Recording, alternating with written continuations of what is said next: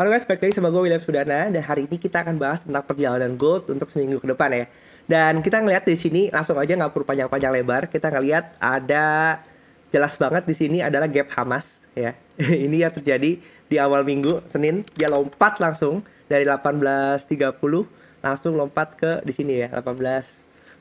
Ini gede banget gapnya. Tapi di akhir minggu kita juga ngelihat adanya ini adalah yang biru gede ini adalah candle Hamas. Menurut gue pergerakan ini hal-hal yang sangat wajar, terutama di masa-masa perang, karena saat itu memang orang akan berpindah gitu dari currency ke emas sebagai safe haven.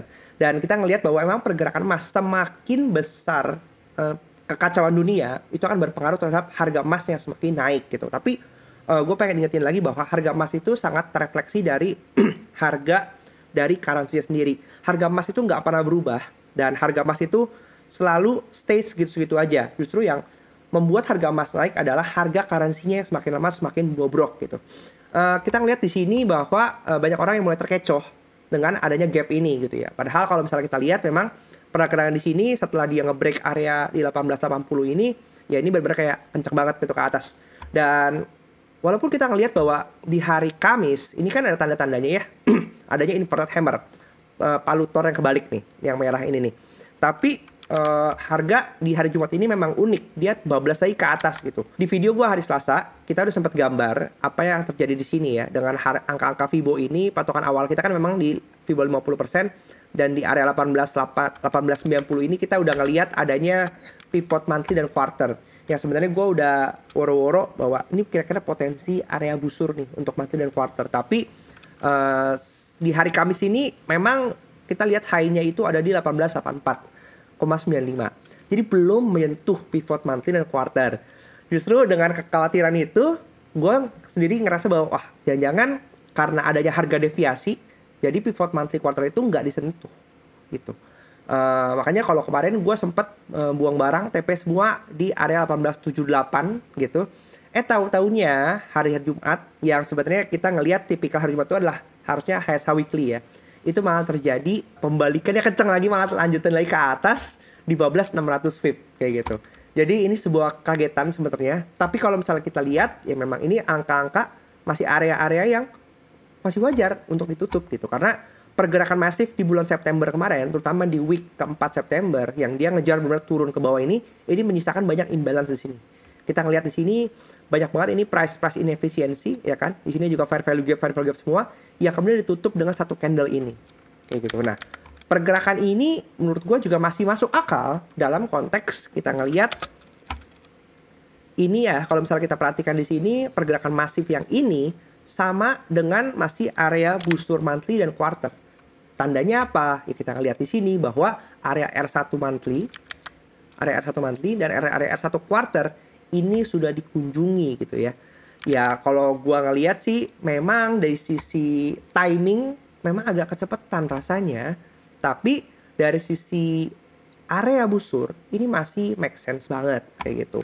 Jadi titik-titik R1 quarter dan R1 monthly ini ya menjadi area masih masuk dalam area busur monthly dan busur quarter. Harga ini, posisi ini akan menjadi berubah jika memang kita lihat area high before monthly ini di break. Di mana area high before monthly ini kita ngelihat di sini harganya adalah di 1947 kayak gitu ya.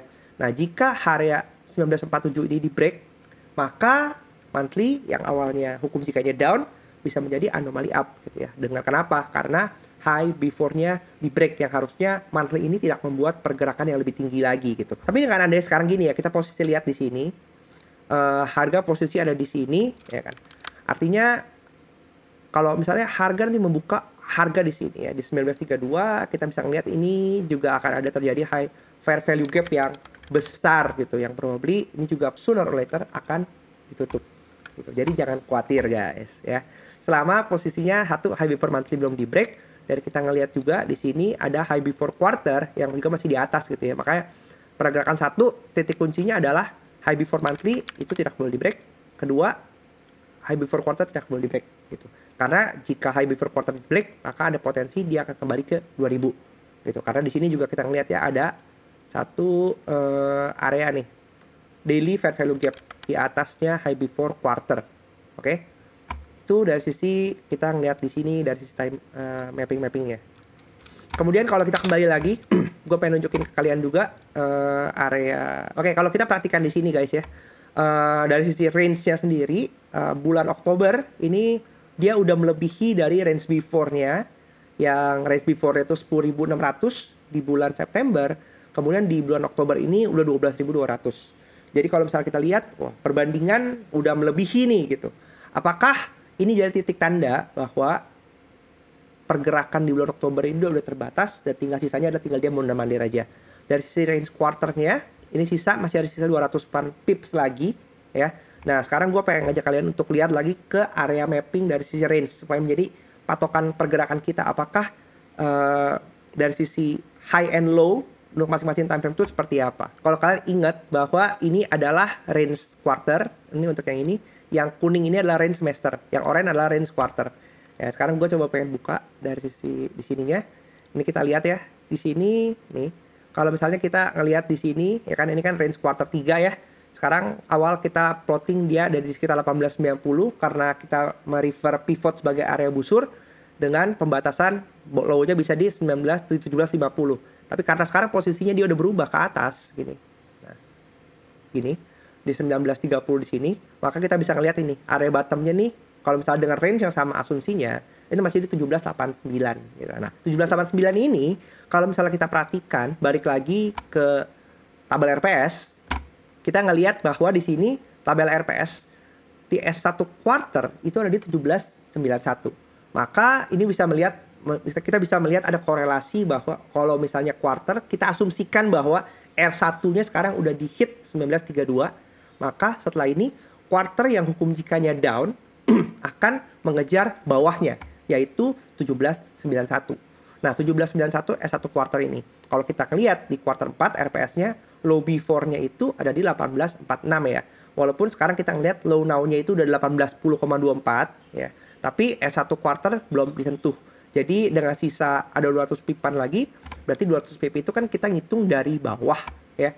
Berarti dari 1810, 200 pip low now, 1810,24, 200 pipnya ke bawahnya lagi, dengan kita mengacu kepada range now dan range before-nya, yaitu cocok nih di 1790-an gitu. Jadi kalau misalnya kita melihat bahwa ini kita asumsikan high-nya ada 1930 sekarang, ya berarti kita bisa memperkirakan dengan perbandingan range now dan range before-nya yang sama, bottom ada di 1790 yang itu ekuivalen dengan S1 quarter. Oke, seperti biasa di awal minggu kita akan mulai plotting ya. Kira-kira apa sih yang akan terjadi di hari Senin, pembukaan hari Senin lagi. Of course pastinya kita nggak bisa memastikan hari Senin itu akan buka stay dengan posisi 1932,52 harga terakhir sebelum closing. Itu akan buka di 1933 atau 1935 atau mungkin di bawahnya atau mungkin gap down kalau tiba-tiba ternyata ada berita Israel dan Hamas perangnya damai gitu aja gitu. Nah, tapi kalau kita mau mengasumsikan bahwa harga sekarang di 1932, oke? Dan nanti harga Senin, kita asumsikan lah buka dia di atas harga posisi yang sekarang, berarti 1933. Di sini kita bisa ngelihat bahwa posisi masih up semua ya, gitu. Karena memang dari sisi weekly, dari sisi daily, itu semua harga open before ada di bawah, ada 1868 dan 1849. Dengan posisi sekarang 1932, maka ya wajar banget kalau semuanya up semua gitu. Tapi kita lihat di sini harga pivot juga masih jauh di bawah, kemudian harga pivot weekly juga masih jauh di bawah. Kayak gitu. Jadi menurut gua dengan posisinya sekarang kita lihat kalau posisinya semua up, artinya kita bisa expect ada R1 yang akan dikejar ya. Kita lihat R1 daily-nya itu ada di 1945,69. Kemudian untuk R1 weekly-nya ada di 1952,68. Posisi 1952,68 ini jadi krusial karena kita ngelihat monthly R1 high before itu di 1952,78. Jadi di sini kita ngelihat ya, kalau misalnya R1 weekly itu berhasil melanjutkan kenaikannya, artinya ke 52 ngejar ke R1-nya, ada potensi nih ya, high before-nya yang monthly itu bisa dijebol gitu. Sehingga terjadi monthly yang down, bisa jadi nanti anomali up gitu. Tapi kalau misalnya R1 weekly itu nggak dikunjungi, ya berarti kita monthly masih aman sejalan.